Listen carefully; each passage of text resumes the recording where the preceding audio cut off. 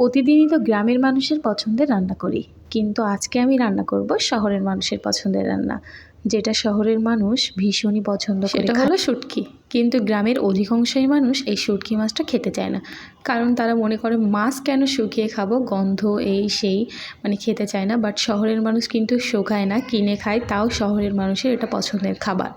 তো আজকে আমি লোট্টা রান্না করব। আপনারা আগের ভিডিওতে দেখেছেন যে লোট্টা মাছ আমাদের কক্সবাজার থেকে একজন পাঠিয়ে দিয়েছে, তো এজন্যই। আর এই মাছটা আমার ভীষণই পছন্দের, এজন্য আপনাদের ভাইয়া ওখান থেকে এনে নিয়েছে, যাতে আমি অনেক বেশি বেশি করে ভাত খেতে পারি। কারণ এই টাইম যে জিনিসটা পছন্দ হয় সেটা দিয়েই মানুষ একটু বেশি করে খায় আর কি, মেয়েরা।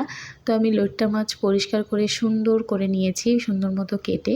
আর এখন গরম পানি দিয়ে দিচ্ছি। গরম পানি দিয়ে সুন্দর করে পরিষ্কার করে ধুয়ে নিয়েছিলাম। আর অনেকেই কিন্তু এই মাছ পরিষ্কার করতে পারে না, এই জন্য কিন্তু খেতেও ভালো লাগে না।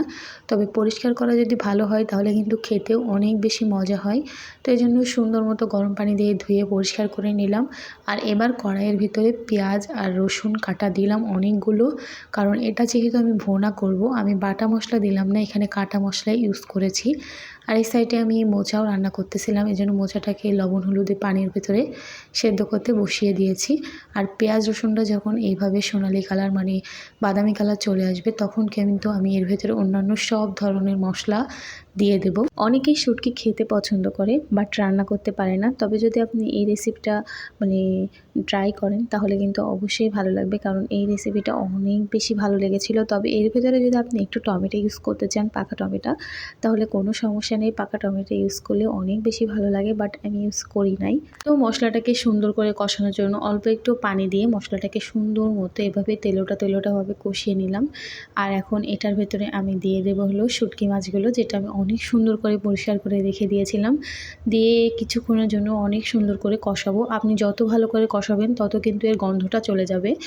আর যতক্ষণ না এটা অনেক সুন্দর করে কষানো হচ্ছে ততক্ষণ কিন্তু আমি পুরো হাই হিটে এটাকে আমি কষিয়েছি। আর কষানোর পরে পরিমাণ মতো অল্প একটু পানি দিয়ে আমি এটাকে রান্না করে নেব, কারণ এটা যেহেতু আমি গরম পানি দিয়ে ধুয়েছি আর এটা আমি ভোনা করব, এজন্য অল্প পরিমাণে পানি দিয়েছিলাম।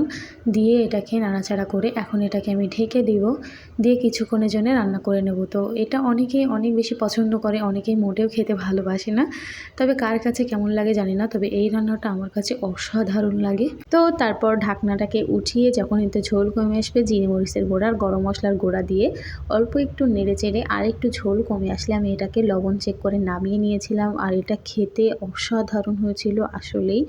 গরম গরম ভাতের সাথে শুটকি ভুনা দিয়ে খেতে যে কী মজা, আসলে যে খেয়েছে সেই জানবে। অনেকেই ভাবে গন্ধ লাগে, কিন্তু ঠিকঠাক মতো পরিষ্কার করলে কিন্তু গন্ধ লাগে না। তারপর এখানে আমি মোচাটাকেও সুন্দর মতো ভেজে নিয়েছিলাম। তো আজকের ভিডিওটা আমি এখানেই শেষ করছি। আমার ভিডিওটা কার কাছে কেমন লাগলো অবশ্যই কিন্তু কমেন্ট করে জানাবে। আর ভিডিওটা যদি ভালো লাগে তাহলে লাইক কমেন্ট শেয়ার অবশ্যই করবে। তো আল্লাহ হাফিজ সবাইকে, আসসালামু আলাইকুম।